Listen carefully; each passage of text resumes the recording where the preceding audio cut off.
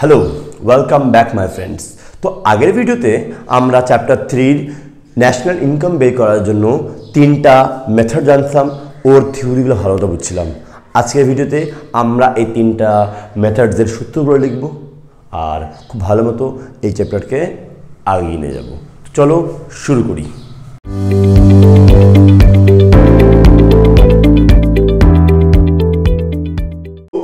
আগের ভিডিওতে আমরা ইনকাম মেথড, এক্সপেন্ডিচার মেথড আর ভ্যালু অ্যাডেড মেথড নিয়ে আলোচনা করলাম, ঠিক? থিওরিগুলো বুঝলাম।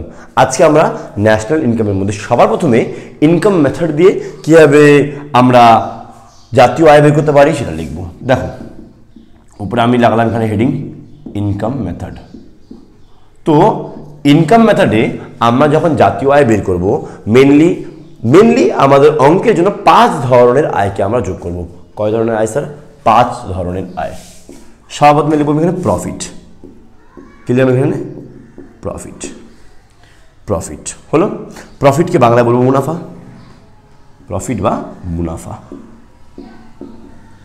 হলো। এবার 2 নম্বরে কি হবে? Rent and royalty.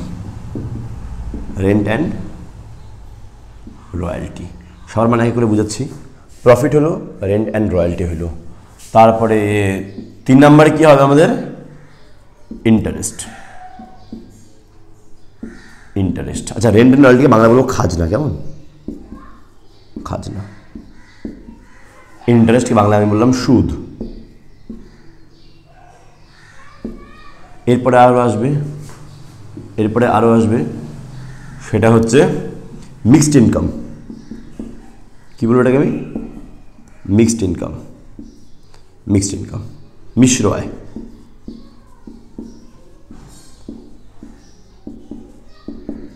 R last যেটা হবে সেটাকে আমি বলবো কম্পেনসেশন অফ এমপ্লয়ি। কি বললাম? Compensation of employee. ঠিক আছে? মানে মজুরি, কি বলে, এমপ্লয়ি মানে কর্মচারীদের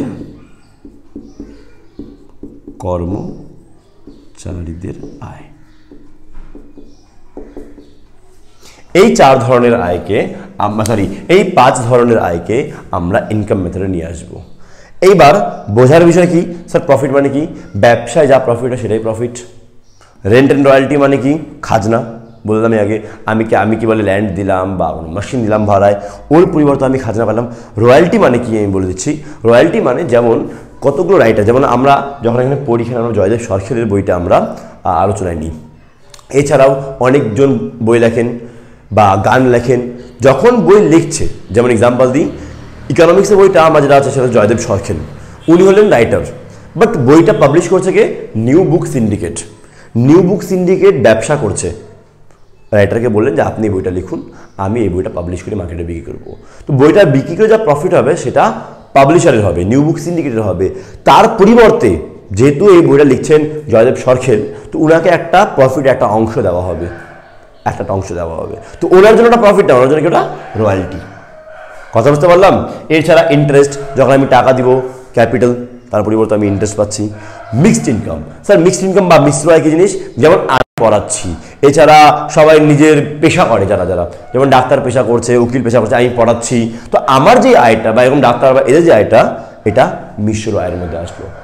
শেষ যে ধরনের আয় হলো কর্মচারীদের আয়, কম্পেনসেশন অফ এমপ্লয়ি। যে কর্মচারী কোনো ফ্যাক্টরিতে, অফিসে, কোনো জায়গায় কাজ করে, ওদের যে আয়টা সেটা হলো আমাদের কর্মচারীদের আয়। তো এই 5টা আয়কে যদি আমি যোগ করে দিই, আবার থেকে বলি, এটা প্লাস এটা প্লাস এটা প্লাস এটা প্লাস এটা, এই 5টা আয়কে যদি আমি যোগ করে দিই, তাহলে আমি কিন্তু পাই যাব আমাদের ইনকাম মেথড জাতীয় আয়। কথা বুঝতে পারলাম কি পারলাম না? আচ্ছা, এর আগে একটা কথা বলি যে প্রফিটকে মেনলি 3 ভাগে ভাগ করবো আমরা। কয়ভাবে ভাগ করবো? প্রফিটকে আমরা 3 ভাগে ভাগ করবো। যদি কোশ্চেনে ডাইরেক্ট প্রফিট গিভেন না থাকে, আমি এই 3টা জিনিস খুঁজবো। প্রথমে পাবো আমরা, সেটা হচ্ছে ডিভিডেন্ড। সেটা কি জিনিস? ডিভিডেন্ড। বাংলায় কে বলবো? লভ্যাংশ।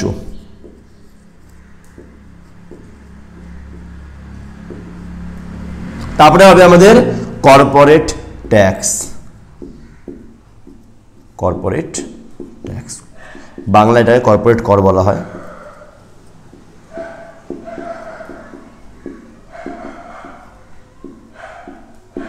লাস্ট সেটাকে বলবো আনডিস্ট্রিবিউটেড প্রফিট, অবন্টিত মুনাফা, অবন্টিত মুনাফা। ঠিক আছে, তো এই তিনটা মিলে আমরা প্রফিট পেলাম। কি বুঝতে অসুবিধা হচ্ছে? এই তিনটা মিলে আমরা পেলাম প্রফিট। এইবার রেন্ট আমাদের ডাইরেক্ট গিভেন থাকবে, সুদ আমাদের ডাইরেক্ট গিভেন থাকবে, মিক্স। যদি কম্পেনসেশন অফ এমপ্লয় দেওয়া না থাকে, আমাকে দুটো জিনিস খুঁজতে হবে। কটা জিনিস খুঁজতে হবে? দুটো জিনিস, wages and salaries. Wages and salaries, এটা ক্যাশও হতে পারে আবার কাইন্ডও হতে পারে, মানে তোমাকে মজুরি দিল, স্যালারি দিল, নগদ দিতে পারে বা টাকার পরিবর্তে অন্য কোনো জিনিস দিতে পারে। আরেকটা কি বলে, এমপ্লয়ার কন্ট্রিবিউশন। এমপ্লয়ার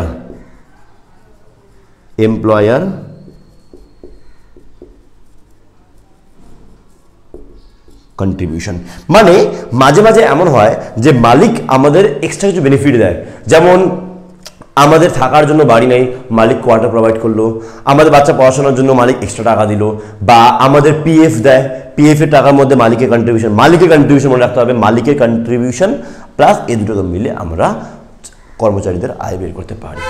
কথা বুঝতে পারলাম? তো এই মোট 5 ধরনের আয় আছে, যেই আয়টাকে আমরা যোগ করলে আমাদের ইনকাম মেথডে আমরা আয় পেতে পারি। স্যার এতগুলো আয় মনে রাখবো কীভাবে? কোনো সমস্যা নাই, ইজি আছে। ইনকাম মেথডে খুব easy. P for profit, P for profit, R for rent and royalty, I for interest, M for mixed income, আর এখানে compensation of employee গেলাম E, প্রাইম। তো এই প্রাইম মনে রাখলে হয়ে যাবে। এই প্রাইম দিয়ে আমরা আমাদের ইনকাম মেথড থেকে আমরা জাতীয় আয় পেতে পারি। P দিয়ে প্রফিট, আর দিয়ে রেন্ট অ্যান্ড রয়্যালটি, আই দিয়ে ইন্টারেস্ট, এম দিয়ে মিক্সড ইনকাম, আর ই দিয়ে কম্পেনসেশন অফ এমপ্লয়ি। এই 5টা আমরা আয় যোগ করলে আমাদের জাতীয় আয় পেয়ে যাবো ইনকাম মেথডে। আজকে তোমাকে আমি সব সূত্র দেখাচ্ছি, নেক্সট দিন আমরা শুধু এগুলোর অঙ্ক করব, সবার অঙ্ক এক করে করবো। তো আজকে ভালো মতো এই সূত্রগুলো মনে রাখো না, আমি সরে যাচ্ছি, তুমি এই সূত্র হলে স্ক্রিনশট নিয়ে নাও, ঠিক আছে? তারপর তোমরা কিন্তু সব খাতায় ভালো মতো নোট করে নিবে। ইজি আছে, বুঝতে পারলাম? এইবার আমরা করব এক্সপেন্ডিচার মেথডে আমাদের দেশের জাতীয় আয় কীভাবে হয় ওটার নিয়ম।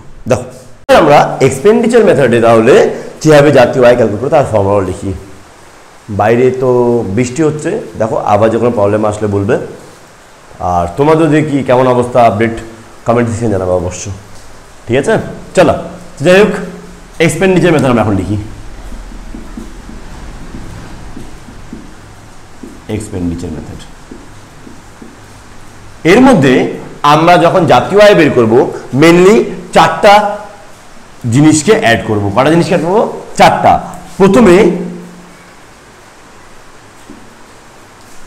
Government expenditure on final goods and services, final goods and services. গভর্নমেন্টের খরচা, কার খরচা? সরকারি খরচা। এছাড়া সেটা হবে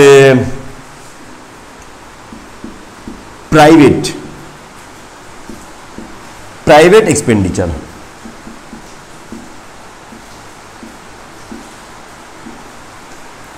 on final goods and services, final goods and services. এরপর হচ্ছে জি হয়ে গেল। এবার আছে আমাদের কি বলে, gross domestic capital formation.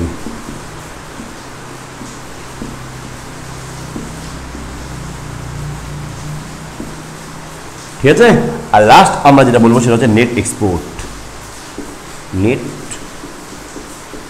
Exports. এর সূত্র হচ্ছে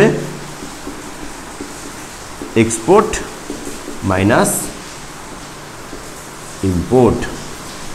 চলো এইবার ভালো মতো করে এক এক করে সবার মানেগুলো বুঝি। সাউন্ড হচ্ছে একটু প্রবলেম হবে, ঠিক আছে? তো প্লিজ দেখো বুঝতে পারছো কিনা। এবার আমরা সর্বপ্রথমে government expenditure on final goods and services বলি। এর মানে কি সরকারি ব্যয়, একে যদি আমি বাংলায় বলি এটাকে বলবো আমি সরকারি ব্যয়। কি বলবো? সরকারি ব্যয়। সরকার যে সমস্ত খরচা করে আমাদের সার্ভিস জন্য, আমাদের গুডসের জন্য, আমাদের জিনিসপত্রের জন্য, সরকারের খরচা প্লাস সব কিছু যোগ করতে হবে। যেমন আগে আমরা ইনকাম মেথডের মধ্যে বলছিলাম ওই 5টাকে যোগ করলে জাতীয় আয় পেয়ে যাবো, সেম এখানে 4টাকে যোগ করলে জাতীয় আয় পেয়ে যাবো। প্রাইভেট এক্সপেন্ডিচার মানে তোমার আমার যাবতীয় যে খরচাগুলো হয় সেই খরচাগুলো এখানে আসবে।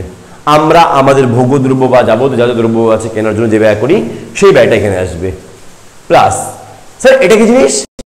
মানে হচ্ছে গ্রস ডোমেস্টিক ক্যাপিটাল ফর্মেশন। এর মানে আমি যে ক্যাপিটাল ফর্মেশন করি, ক্যাপিটাল মানে আমি বিনিয়োগ করি, ইনভেস্ট করি, সেই ব্যয়টা এটা। এটা আমার ভোগ ব্যয়, প্রাইভেট এক্সপেন্ডিচার ভোগ ব্যয়, এইটা আমার বিনিয়োগের যে পার্টটা। কথা বুঝতে পারলাম? এটা যেটা আমরা বিনিয়োগ করি, আমরা যে সমস্ত সম্পত্তি কিনি, বানাই, রাখি, এটা ওই খরচা।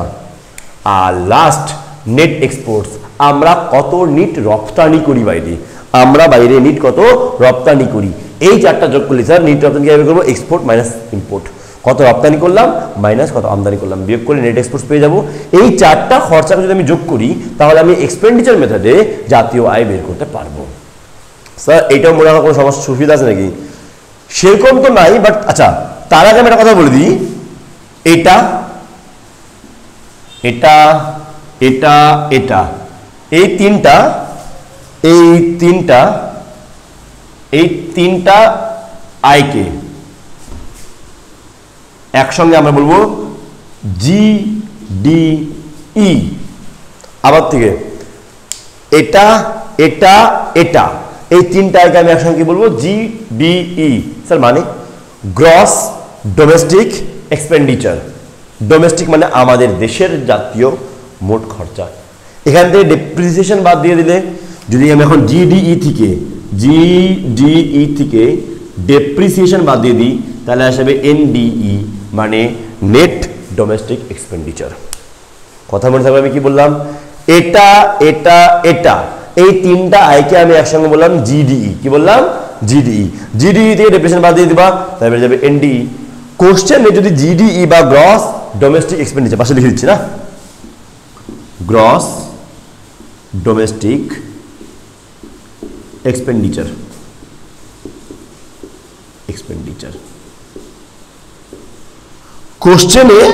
কোশ্চেনে যদি ডাইরেক্ট জিডিই দেওয়া থাকে তোমাকে এটা এটা ওগুলো আলাদা করে খুঁজতে হবে না। তাহলে তুমি direct GDE plus net exports এটাকে যোগ করলে এক্সপেন্ডিচার মেথডে ব্যয় পদ্ধতিতে আমরা জাতীয় আয় বের করে নিব।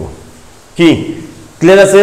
যদি আমাকে জিডিই ডাইরেক্ট গিভেন থাকে এর সঙ্গে আমি নেট এক্সপোর্ট যোগ করে দিব তাহলেই আমি এক্সপেন্ডিচার মেথডে জাতীয় আয় বের করতে পারলাম। তো আমরা এক্সপেন্ডিচারের মধ্যে মেথডের মধ্যে বুঝলাম যে গভর্নমেন্টে যা খরচা আছে, প্রাইভেটের যা খরচা আছে, আর এই যে এটা যা খরচা আছে প্লাস নেট এক্সপোর্টস, এই 4টাকে যোগ করলে আমরা এক্সপেন্ডিচার মেথডে জাতীয় আয় পেতে পারি। আচ্ছা যখন এক্সপেন্ডিচার মেথডে আমরা এই সবকে যোগ করব তখন এটাকে আমরা বলবো জিডিপি এমপি। কি বলবো এটাকে আমরা? GDP MP. ঠিক আছে, ভালো করে বুঝো। আমরা যখন এই 4টাকে যোগ করে দিব, গভর্নমেন্টের খরচা, প্রাইভেটের খরচা, capital formation plus net exports, যখন এই 4টাকে আমি যোগ করে দেবো তখন কি পেয়ে যাবো? GDP MP. আর সরি একটু আগে যেটা বললাম ইনকাম মেথডের মধ্যে, যখন ইনকামের মধ্যে 5টাকে আমি যোগ করে দিব তখন আমি পেয়ে যাবো এনডিপি অ্যাট এফসি। কি পেয়ে যাবো আমি? NDP at FC. তোমরা যে 4টা তখন বানিয়েছিলা সেই 4টার উপরে এভাবে করে তুমি লিখে দিবা, যে আমি এখানে লিখলাম না সেভাবে সেম তুমি উপরে কিন্তু লিখে দিবা এনডিপি অ্যাট এফসি। এটা জিডিপি অ্যাট এমপি, এটা কোথার? এটা হচ্ছে ইনকাম মেথডের পাশে বলে দিচ্ছি। ঠিক আছে, ওখানে আমি লিখতে ভুলে গেছিলাম, তুমি ওখানে লিখে দেবা এনডিপি অ্যাট এফসি আর এটা জিডিপি এমপি। এটা হলো আমাদের মোট এক্সপেন্ডিচার মেথডের। কি কোনো বুঝতে অসুবিধা হচ্ছে? এইবার আমরা লাস্ট চলে যাব আজকে আমাদের যে মেন চ্যাপ্টার আছে সেটা হচ্ছে ভ্যালু অ্যাডেড মেথডের মধ্যে কীভাবে আমরা জাতীয় আয় করবো। লাস্ট ভ্যালু অ্যাডেড মেথডে আমাদের দেশে জাতীয় আয় বের করব। এটা ফর্মুলা খুব সিম্পল আছে। এটা ফর্মুলা আমরা যখন লিখব এটাকে আমরা লিখব ভ্যালু অফ আউটপুট, কতটা ভ্যালু আউটপুট হয়েছে, মাইনাস ইন্টারমিডিয়েট কস্ট, কত টাকা খরচা হয়েছে জিনিসটা তৈরি করতে, তাহলে আমি আমাদের দেশের জাতীয় আয় পেয়ে যাব। ঠিক আছে, ফর্মুলা খুব সিম্পল আছে, খুব জটিল ফর্মুলা নেই। আমরা কত মাল তৈরি করেছি মাইনাস ওই মালটা তৈরি করতে কত টাকা খরচা হয়েছে মাইনাস করে দিব, আমরা আমাদের ভ্যালু অ্যাডেড মেথডে জিডিপিএমপি বা জিভিএএমপি এটা পেয়ে যাব। তো জিভিএএমপি কি জিনিস? জিভিএএমপি হচ্ছে গ্রস ভ্যালু অ্যাডেড, মোট কত ভ্যালু অ্যাড হয়েছে। ঠিক আছে, এটা একটা ফর্মুলা আছে। তো এই ফর্মুলাকে দিয়ে আমরা আমাদের দেশের ভ্যালু অ্যাডেড মেথডে জাতীয় আয় পেয়ে যাব। এর ছাড়া আরও কিছু ফর্মুলা আছে, সেটা তোমরা লিখে নেবে এখন অবশ্য। এবার দেখো আমরা আর কয়েকটা সূত্র এখানে লিখলাম। ঠিক আছে, সর্বপ্রথম আছে গ্রস ন্যাশনাল ডিসপোজেবল ইনকাম, যাকে আমরা বলতে পারি জিএনডিআই। এটাকে জিএনডিআই মানে গ্রস ন্যাশনাল ডিসপোজেবল ইনকাম। এটা বের করার সূত্র কি? এনএনপি/এফসি। স্যার এনএনপি/এফসি কি জিনিস? এটাকে আমরা বলা হয় ন্যাশনাল ইনকাম। এটাকে আমরা কিন্তু ন্যাশনাল ইনকাম বা জাতীয় আয় বলি আমরা। ঠিক আছে, এটাকে আমরা ন্যাশনাল ইনকাম বা জাতীয় আয় বলে থাকি। এর সঙ্গে ডেপ্রিসিয়েশন যোগ করে দেব, এনআইটি নেট ইনডাইরেক্ট ট্যাক্স যোগ করে দিব, প্লাস কি করব net transfer income from abroad. এটা আমরা যোগ করে দিলে আমরা পেয়ে যাব gross national disposable income. Easy আছে, কথা বুঝতে পারলাম কি পারলাম না? এটা আমাদের ন্যাশনাল ইনকাম, এর সঙ্গে ডেপ্রিসিয়েশন যোগ হয়ে যাবে, তাহলে এটা যাবে গ্রস, তারপরে এনআইটি যোগ হয়ে যাবে, এটা আমাদের নেট ইনডাইরেক্ট ট্যাক্স, তারপরে net transfer income from abroad. বিদেশ থেকে প্রাপ্ত নিট হস্তান্তর আয়, নট বিদেশ থেকে প্রাপ্ত নিট আয়। বিদেশ থেকে প্রাপ্ত নিট আয় ওটা আলাদা জিনিস, ওটা আমরা আগে বলছিলাম। এখানে লেখা আছে বিদেশ থেকে প্রাপ্ত নিট হস্তান্তর আয়। ঠিক আছে, এটা যোগ করে দিব, তাহলে আমি পেয়ে যাবো গ্রস ন্যাশনাল ডিসপোজেবল ইনকাম।